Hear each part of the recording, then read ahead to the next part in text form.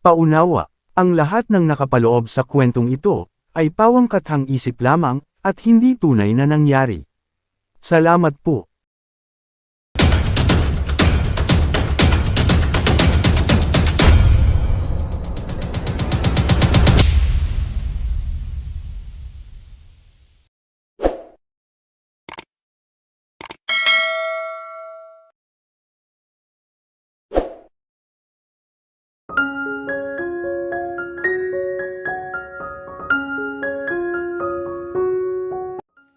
Kayla point of view.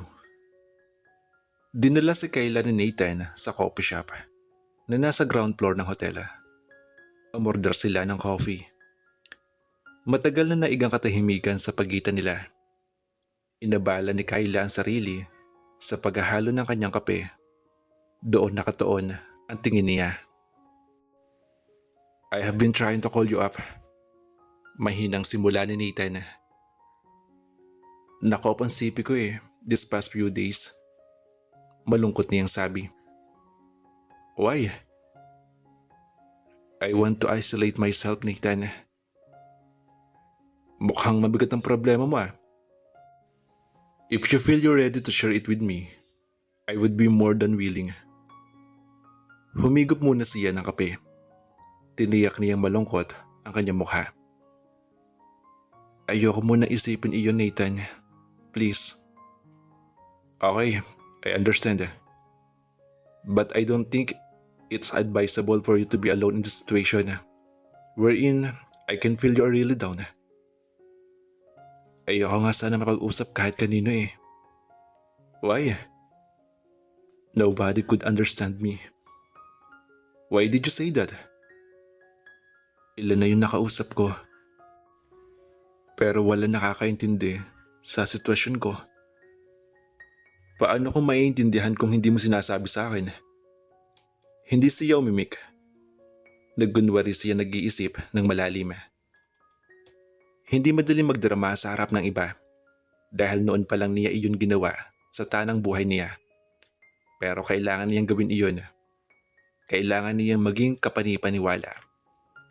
Hindi dapat makahalata si Nathan na ang lahat ay palabas lamang niya. Alam niyang hindi gaanong kadaling linlangin ang isang matalinong lalaking katulad nito. Kaya kailangan niyang magmukhang totoo. I don't wanna talk about it. Let's change the topic na lang. Anong gusto mong pag-usapan natin? Anything. About scuba diving, horses. Ano, payag ka?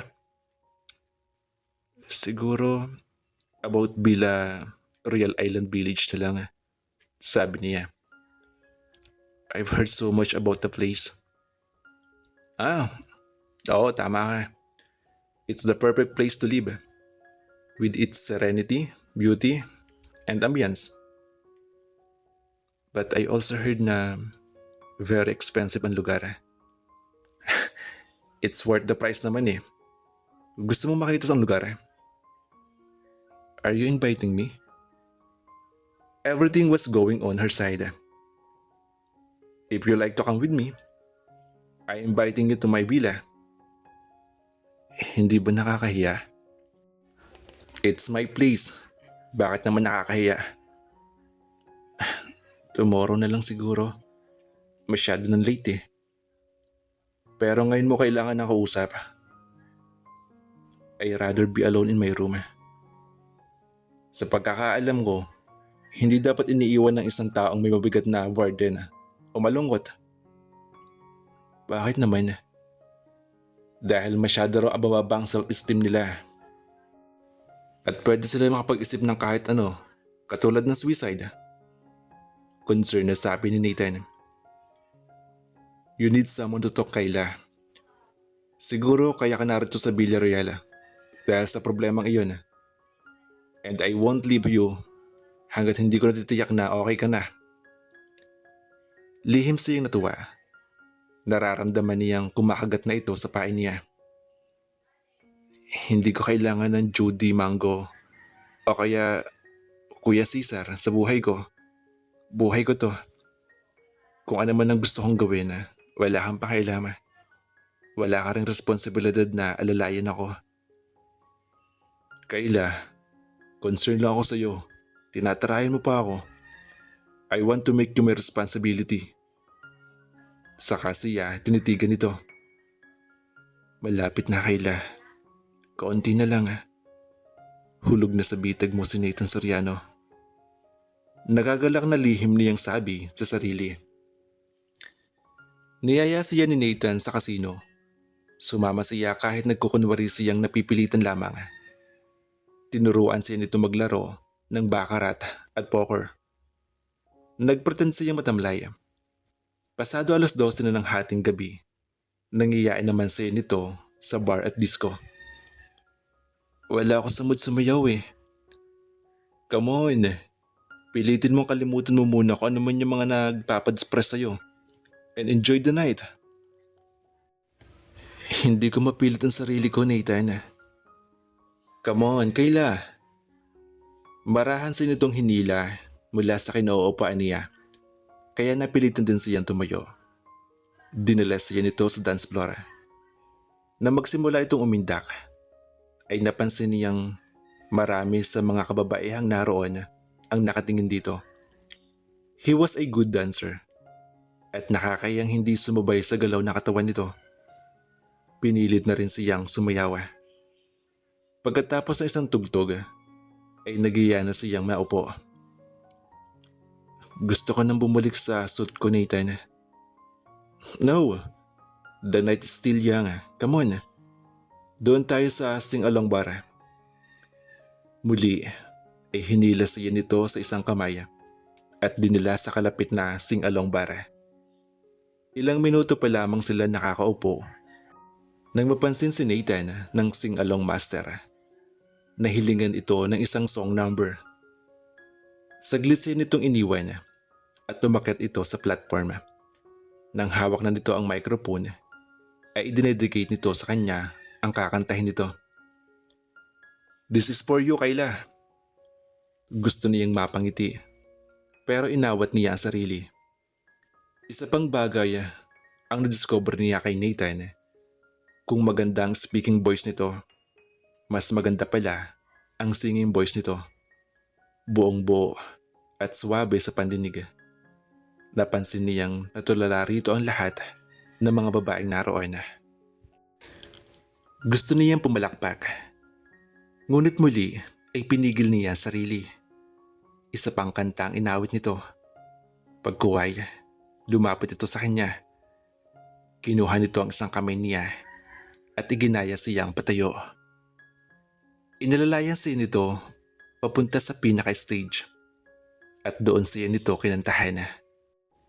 Kitang-kita niya sa mga mata ng kababaihang naroon ang inggit sa kanya dahil sa pag-aakalang siya ang special someone ni Nathan. At kahit hindi naman niya aminin sa sarili, gusto niya iyong pakiramdam na kinaiinggitan siya ng mga babae. Lumipas ang ilang sandali. Salamat dun sa kanta, sabi ni Kayla kay Nathan pagbalik nila sa kanilang mesa.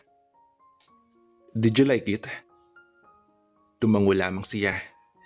Pagkaway bigla niyang naalala ang drama niya. Gusto ko nang bumalik sa suit ko. Matamlay na tura niya. Are you okay now? Yeah. Patamad siyang tumungo. Like a real gentleman, inalalayan siya nito hanggang sa suit niya.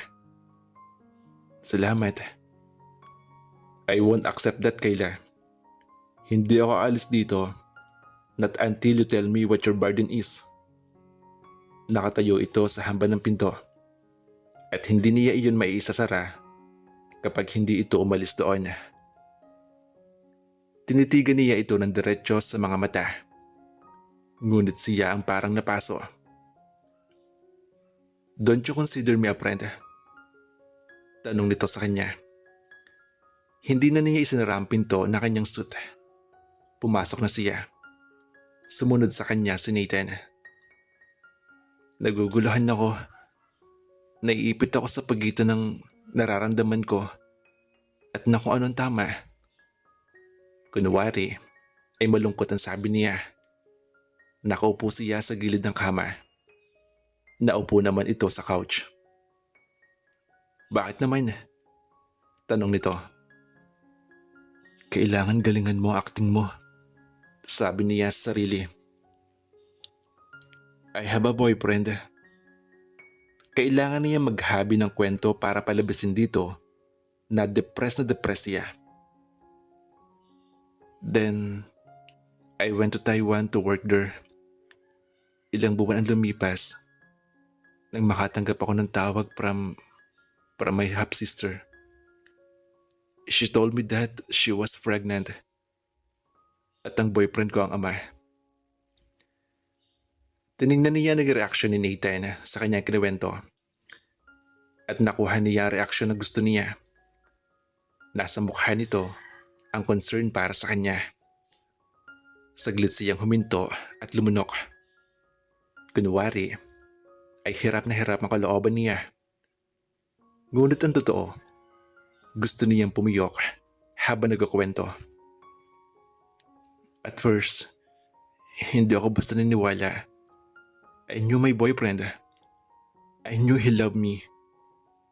Pareho namin inalaga ang relasyon namin. He was faithful to me. He was faithful to me for the past 2 years. At kilala ko rin ang half-sister ko. Mula pa nung mga bata kami, she considered me her rival, her competitor, her enemy. Illegitimate child kasi siya. Kaya alam kong palagi niya ako gustong higitan. Is it true? Tanong ni Nathan. Is your boyfriend the father of her child? Malungkot siyang tumango. Oo, he confirmed. Patuloy niya. Inadapt lamang niya ang kinuwentong problema sa kanya ni Irene. Isa pa sa mga tips na ibinigay sa kanya ni Jacob ay ang pagiging compassionate ni Nathan. Iyon ang dahilan kaya iniligay niya ang sarili sa nakakaawang sitwasyon ni Irene. Inamin niya sa akin na siya ang ama ng dinadala ni sister ko. Bahagyan na kayo kung patuloy niya. But he stressed out na aksidente raw nangyari. Inimbitahan daw siya ng sister ko sa birthday party nito. Nalasing sila. When he woke up, magkatabi na sila sa kama. Pagkatapos daw nun, iniwasan na niya ang half-sister ko. Pero, sunod pa rin daw ito ng sunod sa kanya. Then months later, sinabi nga nitong buntis ito at siya ang ama. Pumiyok pa siya sa huling sinabi. Naramdaman niyang ginagap ni Nathan ang isang kamay niya at pinisil iyon. Parang sasabog ang dibdib ko noon. Patuloy niya. Nagmamakaawa sa akin ang boyfriend ko. Ako lang daw ang mahal niya. But my father was insisting na pakasalan niyang half-sister ko. Maya-maya ay mahigpit nitong hinawakan na kamay niya. I know how it hurts, sabi nito. Kaya ka pala narito sa Villarreal. Kaya ka pala masungit. Gusto ko ipaglaban na pagmamahal ko kay Ernest. Pero nagalit sa akin ang daddy namin. Mukhang kapanipaniwala ang kwento niya dahil inulit lamang niya ang mga sinabi sa kanya ni Irene. Sabi ni daddy, kailangan daw ako magparaya. But it wasn't that easy. Hindi naman yung kasimple lang ang nagpaparaya ng parang stop toy o kaya na isang box ng chocolate, diba? I know. Nakakaunawang sabi ni Nathan. Bakit ganun ang half-sister ko, Nathan? Feeling ko'y gusto niyang nakikitang miserable ako. Parang lahat ng meron ako gusto niya magkaroon din siya. Well, I can very well understand your sentiments. May half-brother din ako katulad ng half-sister mo. Kailaban, kakompetensya, at karibal ang turing niya sa akin. Batid niyang si Jacob ang tinutukoy nito. Wala na akong magawa. Patuloy niya. Pinipilit ng daddy ko na ipakasal ang half-sister ko kay Ernest. Kaya nga lumayo ako eh. Pero ayaw pa rin bumitaw ni Ernest eh. In fact, niyaya niya akong lumayo kami papuntang Canada. At doon na kami pakasal. Anong sinabi mo sa kanya? Anong desisyon mo? Tanong ni Nathan na paniwalang paniwala sa buong kwento nito. Ayokong magalit ng gusto sa akin ng daddy ko.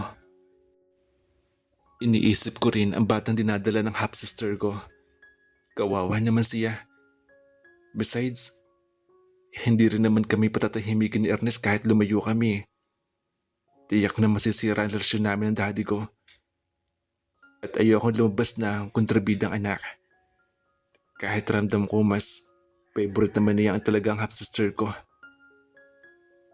Namaangat siya ng mukha.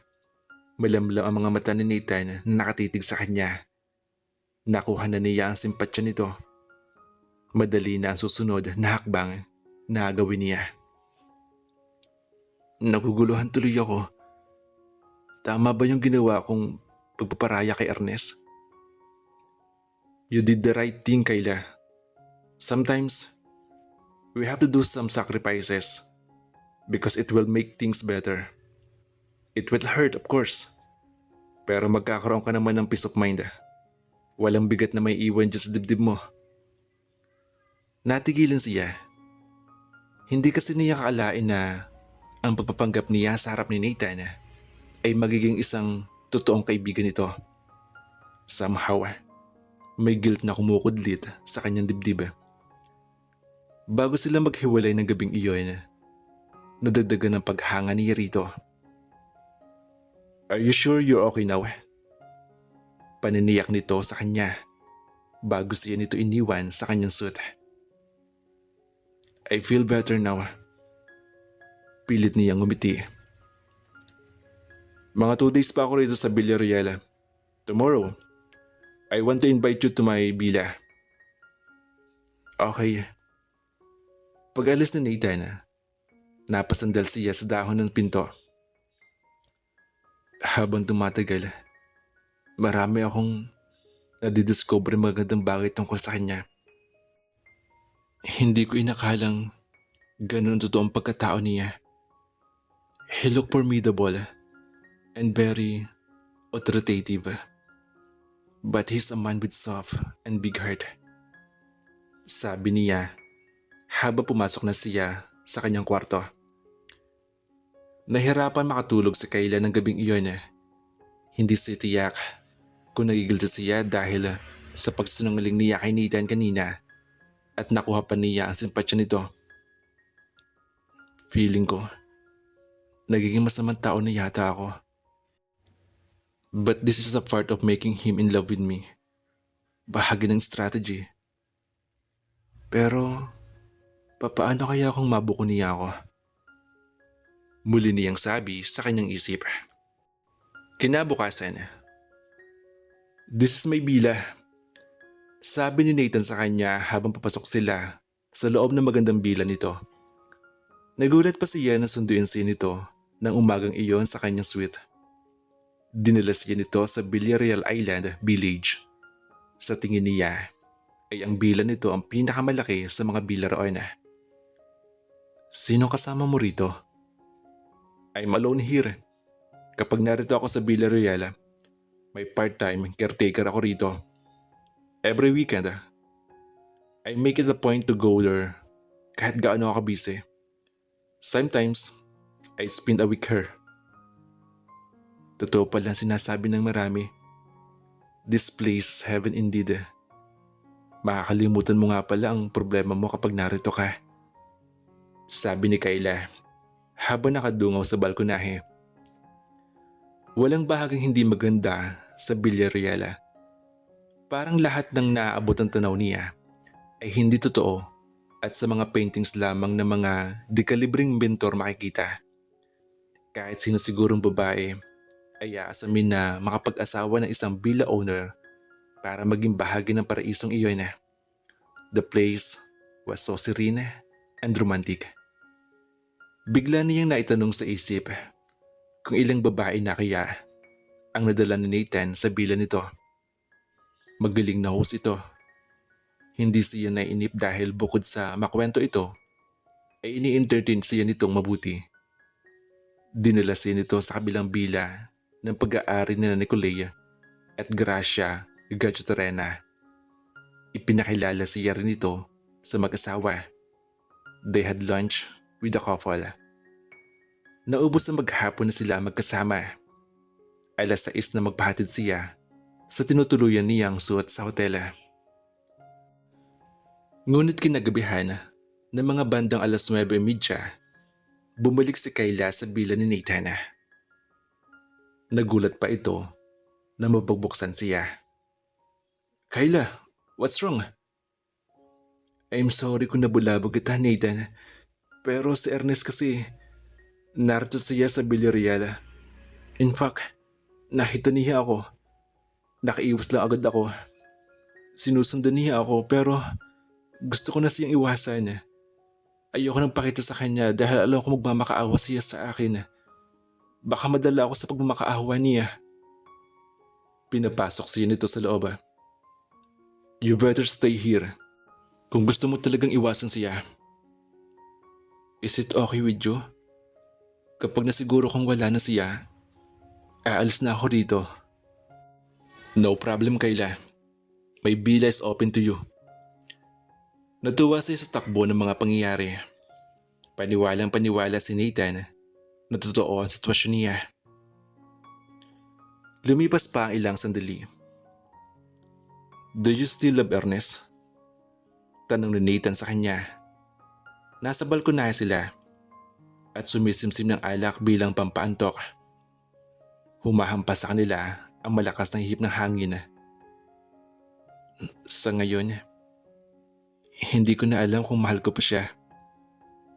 I realize may kasalanan din siya sa gulo nangyayari.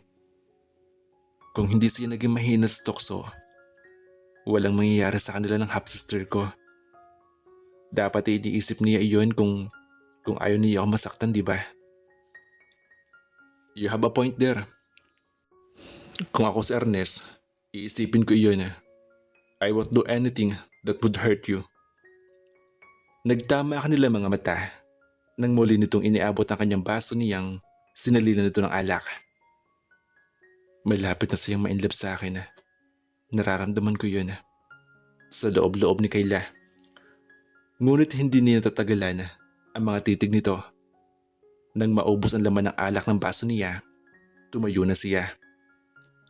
Where are you going? Sa comfort room. Pero nakaramdam siya na pag-ikot ng paningin. Kaya naging mabuyaw ang tayo niya. Muntik na siyang mabuwala kung hindi siya maagap na nasalo ng mga bisig ni Nathan. Napaupo siya sa kandungan nito. His arms wrapped around her. Their eyes locked. He was so close that should she move her face an inch, she could have brushed his jaw with her lips. She could feel his fresh breath. Naririnig din niya ang unsteady breathing nito. Kakatuwa ang nararamdaman niya ng mga sandaling iyon. Para niyang hinahabol ang kanyang hininga. Pakaramdam niya ay may mga magnet ang mga mata at labi nito na unti-unti siyang hinahatak. Sa isang kasap mata ay natagpuan na lamang niyang ang mga labi nito ng kanyang mga labi. Hindi niya ipinagkait iyon. Hindi niya alam kung bahagi iyon ng pagpapaibig niya rito o gusto talaga niyang maranasan na mahagkan ito. The kiss was very gentle. Para itong ingat na ingat. Siguro dahil iniisip nitong katatapos lamang ng affair niya kay Ernest. Pero inilapit pa niya ang kanyang katawan dito. Gusto niyang maramdaman nito ang kalambutan niyon. Simula na iyon ang pang-aakit niya rito. Tumagal at lumalim ang mga halik nito sa kanya. Humigpit din ang yakap nito sa kanya na halos hindi na siya makahinga. At aaminin niyang para siyang lumulutang sa hangin. Oh my God, bakit ganito ang epekto sa akin ng halik niya? Tanong niya sa isip. Hindi siya dapat matangay dahil siya ang nagpapaibig. Bigla niya itong itinulak. Umalis siya mula sa kandungan nito. Kunwari ay nahihiyan tumalikod siya rito. Nahihilo ako. Naparami na yata inainom ko. Ihatid mo na ako sa hotel. Inalalayan siya nito. No, hindi ka muna babalik doon. You stay here. Dito ka nagpalipas ng gabi. Halika na sa guest room. Iginaya siya nito papunta roon. Kanina pa tahimik sa loob ng guest room na kinaroroonan ni Kayla. Kanina pa rin nakatingin si Nathan sa pinto niyon. Alam niyang posibleng himbing na ang dalaga. Pagkatapos ng halik na pinagsaluhan nila, hindi na siya mapakali. Gusto niya itong katokin muling ikulong sa kanyang mga bisig. Lunurin ang halik. Damang-dama pa rin niya ang malambot na mga labi nito, ang makipot na baywang na binagaya ng mabilog na balakan at mayayamang harapan. Kayla was disturbingly beautiful. Walang lalaking hindi mabibighahan sa dalaga. Ngunit hindi lamang isang mala-Venus na kagandahan ang nakikita niya sa pagkatao nito, kundi isang babaeng masarap mahalin at protektahan. Mataray at alok man siya kung minsan, but I can feel deep inside na babaeng-babae siya. Totoong tao at sincere siya. At alam niyang kaiba ito sa mga babaeng dinala na niya sa kanyang bila. Ibang-iba siya. There's something special in here. Hindi niya maintindihan ang kagustuhan niyang aluin ang nasaktang damdamin nito dahil sa ginawa ng boyfriend at half-sister nito. Gusto niyang palisin ang lungkot sa mga mata nito. He wanted to curse her and ease her pain. Bigla niyang naalala si Jacob. Katulad ni Kayla at ng half-sister nito, may cold war din sa pagitan nila magkapatid. Posible rin gawin sa akin ni Jacob ang ganun. Aagawin niya ang babaeng mahal ko para lang masaktan at masira niya ako. Pero huwag siya magkakamali. Nagpasya siyang pumasok na sa kanyang silid at matulog. Kailangang kalimutan niya ang magandang babae sa kabilang silid. 7:00 ng umaga nang magising si Nathan. Napabalikwas siya ng bangon nang maalalang nasa bila niya si Kayla. Matapos siya makapaghilamos ay lumabas siya ng kanyang silid at kinatok niya ito sa guest room. Ngunit nagulat siya nang malamang wala na ito roon. Hinanap niya ito sa buong kabahayan. Asan na siya? Litong na itanong niya sa sarili. Noon niya napansin ang isang maliit na papel sa ibabaw ng center table. Mabilis na dinampot niya iyon at binasa ang nakasulat na note. Thanks for offering me your shoulder to cry on, Kayla. Ha? Umalis na naman siya. Natampal niya ang sariling noo. Bakit hindi mo na niya ako hinintay na magising? Basta na lamang siyang umalis. Namimisteryosohan pa rin siya kay Kayla hanggang ngayon. Pakiramdam niya, ayaw nitong magkalapit sila ng gusto. Iniabot nito ang sarili sa kanya pero hindi pa rin lubusan. At hindi niya alam kung bakit kailangang mahirapan siya ng ganun. Why are you doing this to me, Kayla? Bigla kang susulpot sa buhay ko, making me feel you need me. Pagkatapos bigla ka ring aalis. What sort of game are you playing?